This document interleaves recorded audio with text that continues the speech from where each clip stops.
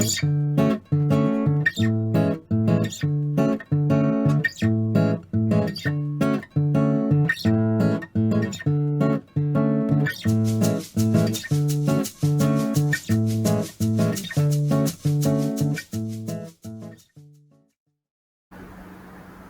muito obrigado por mais um Panorama Brasil.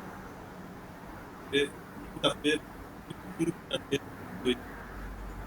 aí com a notícia do Paraná, do governo Emanuel Lobo, falar sobre a situação da evolução das aulas, da pandemia do coronavírus. Nada, eu assim, nosso ligado na programação da Câmara 24 horas do ar. Também fazer um chamado para você ficar ligado na Universidade Marxista, a 46ª edição da Universidade de Férias do Festival. Pode acompanhar o curso Stalinismo, uma análise marxista, Stalinismo, com o companheiro Rui Costa Pimenta, no final de fevereiro, transmitido online exclusivamente na plataforma da Universidade Marxista. Acesse o site universidademarxista.com.br, saiba mais e você participe. Ok, vamos então para as notícias que liga, né? O Estado, a crise política, a privatização, da distribuição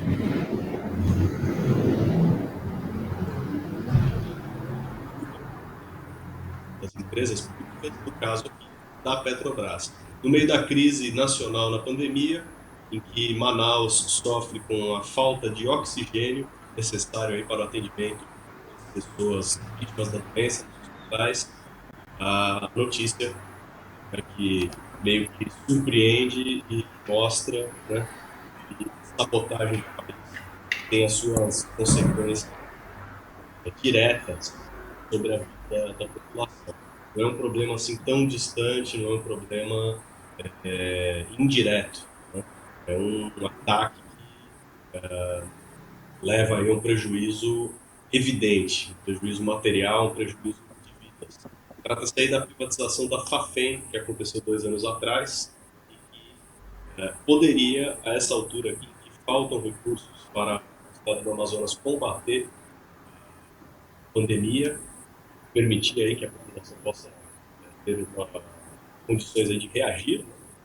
A Fafem poderia produzir oxigênio que faz falta no Amazonas. Manuel Lobo, boa tarde. Mais sobre isso. Boa tarde, Rafael. Boa tarde a todos os companheiros que nos acompanham na CEOA TV. É uma notícia muito ruim, né, Rafael? Mostra, inclusive, como que o golpe de Estado tem atuado para destruir a indústria nacional e, no momento, como se não bastasse o funcionamento normal desse setor, né, do petróleo e gás, enfim, num momento como esse da pandemia, isso faz falta, inclusive, para salvar a vida da própria população, né? Nesse momento, há 2 dias atrás, chegou o oxigênio da Venezuela até Manaus, né? Dado que o próprio Brasil, né, não tinha, os governantes aí não mexeram, né, uma palha para resolver essa situação, mas os recursos para resolver o problema, inclusive, estão aqui no próprio país, né? Esse caso da Fafem é muito interessante porque a fábrica de fertilizantes, né, nitrogenados que fica a planta dela, né, fica em Araucária, né, na frente da refinaria Presidente Getúlio Vargas, a Repar, que os golpistas também querem privatizar. Ela foi fechada aí, como o companheiro Rafael falou, né, no início de 2019, né, quando os golpistas colocaram a fábrica para hibernação, né? Então, como um programa da Petrobras aí de reduzir os seus ativos, né, e abandonar tudo, ficar só com a questão do petróleo em águas profundas, a exploração do petróleo em águas profundas, os golpistas foram entregando aí as outras áreas que a Petrobras atua, né? Então, atacando as suas subsidiárias. Nesse caso, a Fafem, ela fazia parte da Transpetro, né? Da mesma forma que as refinarias fazem parte da Transpetro, que é Petrobras Transportes. Então, no momento que a população está morrendo, né, é preciso lembrar que não é uma fatalidade, né, não é um acidente, é um resultado direto da política privatista e dos golpistas, né? Agora, o volume de ar que poderia ser produzido aí, volume de oxigênio, né, não necessariamente o ar, daria conta da carência em Manaus? De quantos metros cúbicos a gente estaria falando? Você tem essa informação? Inclusive isso mostra, né, como que é um sucateamento por parte dos governos mesmo, porque a fábrica ela poderia produzir, né, uma capacidade de 700 mil metros cúbicos de oxigênio por dia, né? Então ela mais que daria conta aí de atender a demanda das unidades de saúde, né? Ou seja, não há motivo nenhum, inclusive, para que isso não fosse feito, né? A não ser, né, pelo próprio desinteresse dos golpistas, né, que destruíram a fábrica. A fábrica, inclusive, nesse momento, Rafael, ela está parada lá, tem uma planta, tem toda uma estrutura que está inoperante, né? Não tem nada acontecendo nela. Então, você vê que os próprios recursos do Estado são dispensados quando se trata de salvar a vida da população, né? Não é nem um desperdício, um verdadeiro crime, né? Entregue aí de mãos beijadas. Ainda numa notícia política, a Nacional expressa regionalmente tem carreata pelo impeachment do Bolsonaro marcada para Curitiba, capital paranaense. Exatamente. Nesse sábado, né, dia 23, está marcada, né, uma carreata do Fórum Bolsonaro. Aparentemente não, a imprensa divulgou, né, não explica muito bem quem é o setor que está por trás dessa atividade, né? Mas a julgar pelo card, né, Rafael, que tem aí o verde, azul e amarelo, dá para ter uma noção de que não são aparentemente setores da esquerda, né? A matéria diz o seguinte, né?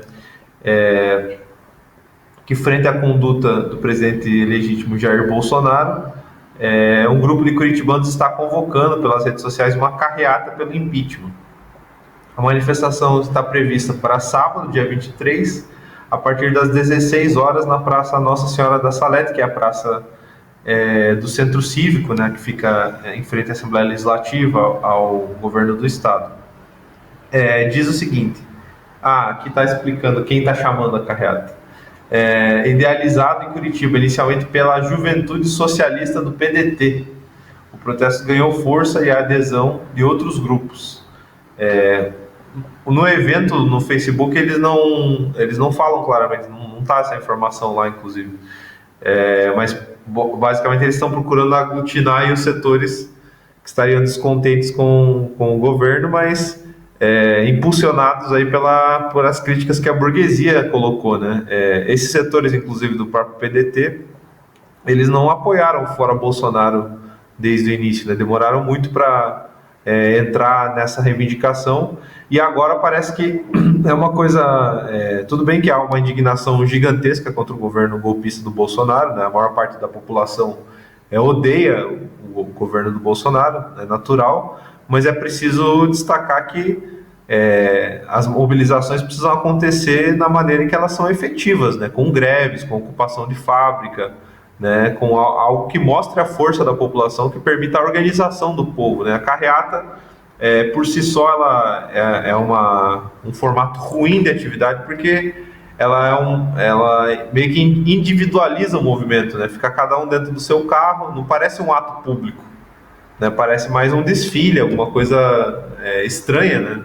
Não mostra a força da população enquanto coletivo. Então, vamos acompanhar os próximos passos aí, mas ver como analisar essa situação, Rafael, que aparentemente parece ser aí impulsionada por setores da própria burguesia, né? Como a gente viu essa semana, uma própria coluna da Miriam Leitão falando do impeachment, né? Então, o que nós queremos, na verdade, não é apenas o impeachment, é derrubar todo o governo golpista do Bolsonaro e que não envolve também só o executivo, né? O legislativo aí do Rodrigo Maia, do Baleia Rossi, né? O judiciário do Toffoli, do Gilmar Mendes, né? Os golpistas são todos esses, né? Que em todos os setores do Estado permitiram a derrubada do governo que foi eleito, o governo da presidenta Dilma Rousseff, e que se inaugurasse, né, uma ofensiva contra todos os direitos democráticos da população. Né? Isso não é um problema exclusivo do Bolsonaro. Né? A gente está vendo que o próprio governo do Paraná, por exemplo, o Ratinho Júnior, que é um dos ditos aí governadores científicos, ele é tão genocida quanto o Bolsonaro. Né? O Paraná, como a gente vai ver aqui, a gente tem denunciado sempre, tem quase 20 mil mortes aí nesse momento, apenas em dados oficiais. Então, bom, vamos acompanhar para ver os próximos passos, Rafael, desse episódio aqui dessa campanha. Ok. Bom, assuntos regionais. Agora, no meio da pandemia, o governo Greca vai terceirizar os enfermeiros do SAMU. A gente já vai dar daqui a pouquinho os dados da pandemia, mas aqui um problema que contraria, né, a própria propaganda oficial da burguesia, né, na defesa da privatização, para as empresas, de modo geral, que é a de que não estamos terceirizando as atividades fim. Então, projetos todos aprovados, todos são feitos em nome de baratear os custos para as grandes empresas, né? Além de toda a papagaiada, que só serve para enganar a trouxa, mas de que uma empresa deveria concentrar aí o seu investimento na sua atividade. Daí já caiu. E agora, se o enfermeiro, né, não é essencial para o atendimento, não, que história é essa? Como é que o Greca vai fazer isso?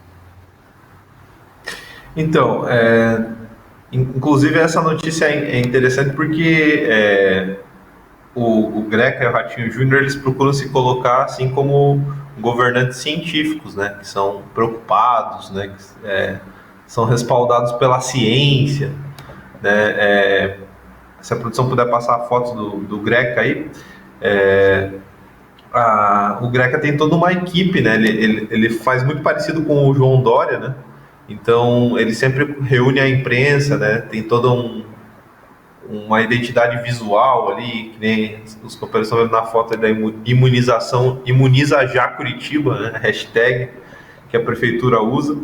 Então tem toda uma campanha de marketing, né? Tá aí o Greca, ele tá do lado nessa foto da secretária municipal de saúde, que é a médica Márcia Russulac, e o presidente da Associação Nacional de Infectologia.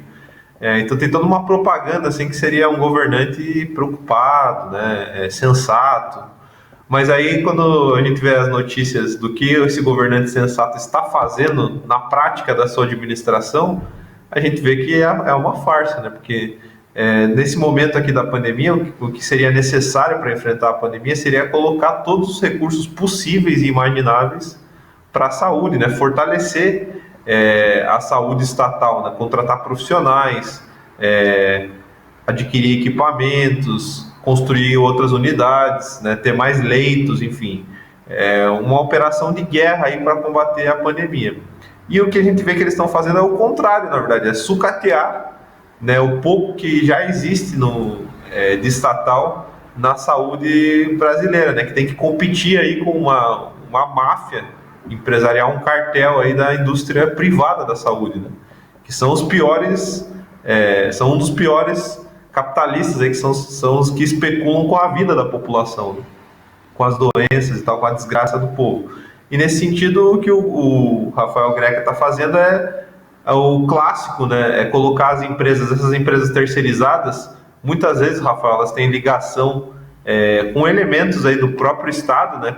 Com político aí, com os parlamentares, né? Vereadores, secretários de Estado, o próprio prefeito, né? E elas são meio que uma moeda de troca aí das campanhas eleitorais, né? Então, Nesse caso, tem esses dois aspectos, né? Tem o aspecto de ser uma moeda de troca aí, política, do fisiologismo comum, né? Da boca pequena, que a gente sabe. Mas mais grave ainda, essa questão de liquidar, né? E sucateando ainda mais a estrutura já precária da saúde nacional, né? Um SUS aí que é uma conquista do povo brasileiro, mas uma conquista posta em risco a todo momento por essas políticas aí dos políticos da direita, né, que são neoliberais e querem entregar tudo para a iniciativa privada, né? Isso é uma forma, inclusive, de ir privatizando a saúde aos poucos, né? A gente viu essa discussão alguns anos atrás com a questão de colocar as OPAs, né, essas empresas, uma espécie de ONG aí, os CIPs e tal, dentro dos hospitais universitários, dentro dos hospitais das clínicas e tal. Então eles estão procurando avançar nisso daí, e obviamente que tem outro aspecto ainda, que é se o trabalhador ele já tem condições muito ruins, né, o trabalhador concursado, né, ele teve que enfrentar a pandemia com falta de equipamento, de luva, álcool gel e tal, quem dirá dos terceirizados, né, que fora essa precariedade da falta de kits básicos aí de proteção e segurança, eles também recebem muito menos, né, não têm os mesmos direitos, né, não são trabalhadores do regime estatutário, né, ou seja, podem ser demitidos a qualquer momento, quer dizer, eles ficam verdadeiros reféns aí do governante golpista de plantão, né, que nesse caso é o Rafael Greco. Então, segundo a matéria, Rafael, serão cerca de 200 novos enfermeiros e técnicos de enfermagem que vão trabalhar no SAMU, né? Ou seja, 200 novos postos terceirizados em 27 ambulâncias divididas em algumas categorias aí, simples e avançadas. Ou seja, a ambulância, que inclusive é um trabalho bastante complexo aí, de atendimento à população, né? De alto risco e tal, vai ser colocado na mão aí de trabalhadores ultra explorados, né? É um ataque contra toda a saúde, e que inclusive explica que não tem nada de governo científico, né? É um governo direitista, inimigo dos trabalhadores, e que está preocupado em dar o lucro daqueles que o apoiaram, né?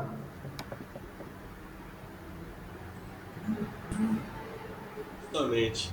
Olha, deixa eu aproveitar e reforçar aqui o convite a você que está assistindo a participar da Universidade Marxista, 46ª edição da Universidade de Férias, com o curso do companheiro Rui Costa Pimenta, o que foi o stalinismo, análise marxista.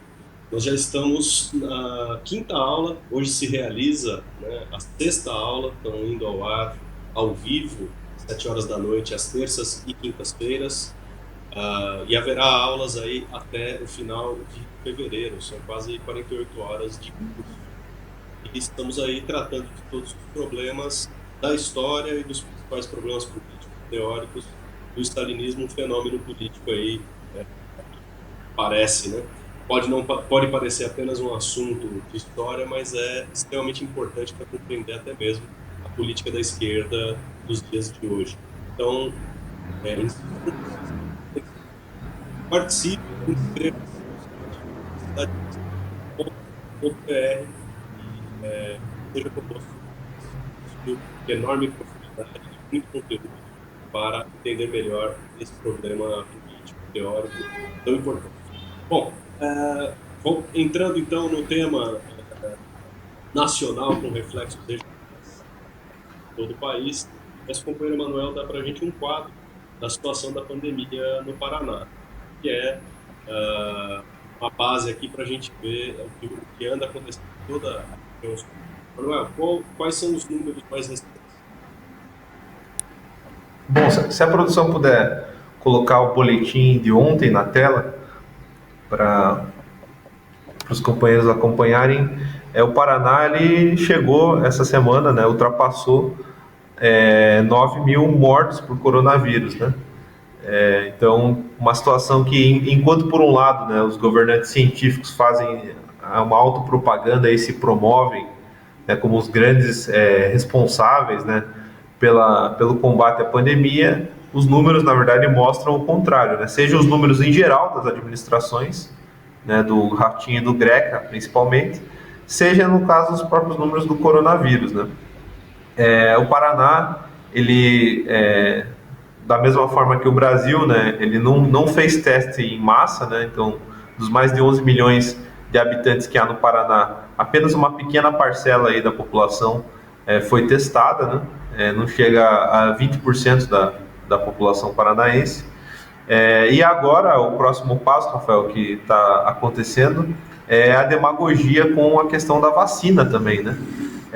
O governador Ratinho Júnior, ele aproveitou da onda, né, do João Dória aí para fazer a mesma demagogia. O engraçado é que ele também recrutou, né, uma enfermeira negra para ser a primeira pessoa a ser vacinada, né? Então, o que mostra aí que, na verdade, a política do governo é fazer propaganda, né, mas não tem nenhuma ação efetiva para o combate à pandemia. Se a produção puder passar os outros gráficos de barra, a gente consegue ver melhor o avanço da pandemia no Paraná, né? Que agora, né, quase um ano depois do início da pandemia, a gente vê a farsa, né, dos próprios dados oficiais, que eles mesmos não conseguem, né, apesar de procurar ocultar e esconder a realidade, eles acabam mostrando um pedaço da realidade, que é que a pandemia não foi superada de forma alguma, né? Pelo contrário, que na verdade o que a gente tem é um aumento do número de casos, né, de infecções, um aumento do número de mortes e um aumento da média móvel, né? Ou seja, hoje, se a gente pegar o começo da pandemia no Paraná e comparar com o mês de janeiro agora, nesse momento, Rafael, tem mais pessoas sendo infectadas e mais pessoas morrendo. Então, isso é um dado claro, né? Apenas comparando, né, os dados do governo, a gente vê que a pandemia ela está se aprofundando, né?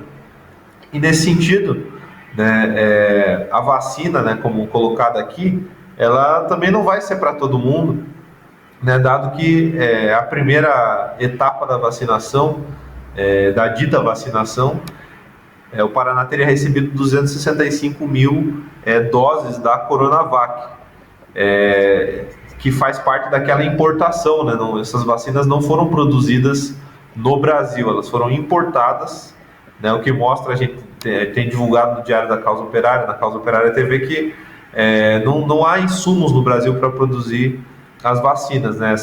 Foi uma campanha de marketing que o João Dória fez, que os governadores, como o Ratinho Júnior, estão fazendo, de falar sobre campanha de vacinação. Na verdade, eles fizeram uma primeira vacinação que eles importaram, né, para dizer que começou a campanha, para levar os créditos aí como os grandes responsáveis pela vacina, né? Então, o Ratinho Júnior, para você ter ideia, Rafael, ele fala o seguinte: ainda não vencemos a pandemia, estamos vencendo uma parte dessa guerra contra o coronavírus. Não sei onde que está vencendo, porque tem mais gente morta, mais gente infectada e a situação está piorando, né?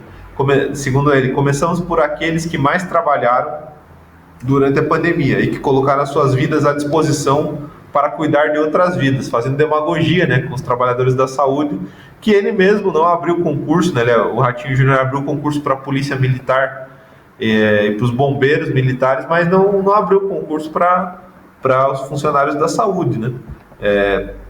Nossos profissionais da saúde já estão há 10 meses trabalhando ininterruptamente para cuidar das nossas famílias e daqueles que se infectaram. Nada mais justo que eles recebessem um mínimo de defesa para enfrentar essa guerra, né? Então, uma palhaçada total, né, que a gente vai ver, inclusive, no número, como que isso é uma farsa, porque as doses, Rafael, elas foram distribuídas da seguinte forma no Paraná. 24 mil, aproximadamente, ficaram em Curitiba, né, 13 mil foram para Londrina, 9 mil para Maringá e 8 mil para Cascavel. Né, com esses números baixíssimos, né, Curitiba é uma cidade com 2 milhões de habitantes, né, 24 mil doses, eu não sei nem se dá para vacinar todos os profissionais de saúde, eu creio que não. Então, dá para ver aí que a primeira fase que foi anunciada pelo governo, que seria para imunizar, né, um setor dos idosos no grupo mais de alto risco, né, e dos profissionais da saúde, não vai nem dar para atingir essas pessoas na primeira fase, né? Então, por isso o governo criou 5 fases, Rafael. A primeira fase do Paraná ela se dividiu em 5 fases. E entre elas tem aí a questão dos idosos, dos profissionais de saúde, mas com esse número de doses que chegou no Paraná, vai demorar muito, é só essa primeira fase, né? Que inclusive nem começou ainda. Essas doses que foram distribuídas, foram importadas, né? A segunda fase, por exemplo, já não tem doses para serem distribuídas, né? Então, na verdade, o que mostra que é uma campanha, né, de marketing, não é uma campanha de vacinação. É uma campanha de marketing, né, uma campanha de propaganda em prol desses que, na verdade, são inimigos dos trabalhadores e eles são os responsáveis, inclusive, pela demora na vacina, são os responsáveis pelo número de mortes que está colocado no Estado nesse momento, são os responsáveis pela terceirização da saúde, né, pelo sucateamento aí da estrutura pública. E não é por acaso que o Paraná está caminhando aí para 20 mil mortos. A gente falou 9 mil, né? Da onde que vem o quase 20 mil mortos? É porque o boletim, como a gente sempre fala, do coronavírus, ele tem lá numa das páginas finais, ele mostra as mortes por síndrome respiratória aguda grave. E mais de 7 mil pessoas morreram por síndrome respiratória por complicações de terem sido infectadas pelo coronavírus. Né? Então, na verdade, se a gente somar esses dois valores, dá mais de 16 mil mortos. Né? Então, o Paraná está caminhando, na verdade, para 20 mil mortos e não para 9, e não para 10, né? Como diz o governo. É uma farsa total que mostra que não tem nada de governante científico. Né? São governantes genocidas que estão aí para promover, né, o lucro dos capitalistas, a volta às aulas, enfim, o que seja, morra quem morrer. Né? Justamente. Como é que fica essa questão da volta às aulas, como você estava comentando? Porque a previsão para os governos estaduais está variando, né, de cada local, há uma enorme confusão, né, nacional em torno disso e muita pressão, né, pelo retorno às aulas. O que está definido no Paraná nesse momento? Então, Rafael, o governo do Ratinho, né, nesse momento, inclusive, é um governo que está atacando aí duramente a população e a categoria dos professores, né? A gente viu durante toda a pandemia o que foi aí, né, o uso da pandemia como pretexto para aumentar os ataques contra a categoria, né? E nesse sentido, tem um grande lobby aí, né, tem uma grande pressão política para a volta às aulas, né? A RPC TV, que é a filial da Globo no Paraná, né, que é inclusive dona, pertence ao grupo que também é dono da Gazeta do Povo, né, o GRP.com. Eles estão fazendo uma campanha todo dia no Jornal da Tarde, Rafael. Creio que também no Jornal do Almoço eles colocam sobre a questão da volta às aulas. Então, destacam que o governo do Paraná teria adotado muitas medidas, teria investido milhões, né, cerca de 6 milhões, para comprar equipamentos para as escolas e tal, fazem toda uma propaganda, né, para tentar tranquilizar os pais de que as escolas do Paraná teriam toda uma estrutura que nunca tiveram, né? Antes da pandemia, por exemplo, não tinha nem estrutura para os alunos assistirem às aulas. Né? Não tem quadra direito para os alunos praticarem esportes, não tem biblioteca, não tem sala de informática, não tem ar-condicionado, não tem projetor, não tem nada. Mas agora, milagrosamente, a escola teria tudo para que os alunos voltassem às aulas. Né? É uma farsa total e que o governo está incentivando, né? E quando a gente falou aqui já no programa passado que, na verdade, esses 6 milhões não é dinheiro a mais, né? É dinheiro que já ia para as escolas para fazer pequenas reformas, né? Mexer em questão elétrica, hidráulica, enfim. Não é um dinheiro novo, né? Quer dizer, não tem nenhum dinheiro a mais sendo enviado para as escolas. Pelo contrário, o que o governo está fazendo é que, ao invés de consertar o ventilador e a goteira e colocar um banheiro decente para os alunos, eles estão usando esse dinheiro para comprar álcool gel, máscara, né, e termômetro, que é a grande proteção dos alunos dentro das escolas seria essa, ter máscara, álcool gel e termômetro, que não resolve nada, né? Vão empilhar o pessoal, né, como a gente viu no Enem aqui, inclusive, Rafael, já aproveitando, fazendo um parênteses, tem denúncias de que o lugar onde mais houve aglomeração do Enem foi Curitiba, né? A própria imprensa progressista aqui do estado está destacando isso. E nesse sentido, as escolas não vai ser diferente, né? Eles querem empilhar o pessoal, voltar com as aulas, né? Não importa, mesmo que o Estado esteja nesse momento numa situação, na pior situação da pandemia desde do março do ano passado, do início da doença. E então, assim, não tem preocupação nenhuma com a vida da população, da categoria dos professores e funcionários, dos estudantes, né, que nós estamos falando aí de milhões de estudantes no Paraná todo que estão sujeitos aí a se infectar e a morrer e contaminar suas famílias e tal. Então também não tem aquela ideia não tem mais aquela ideia que você precisa preservar a vida das outras pessoas, né? Esses estudantes, inclusive, se voltar às aulas, eles vão adicionar, né, milhões de pessoas à circulação no transporte coletivo, né, vão empilhar ainda mais os ônibus que já são latas de sardinha hoje em dia com a educação parada, né? Então é um verdadeiro crime contra a população paranaense e não tem como isso dar certo, né?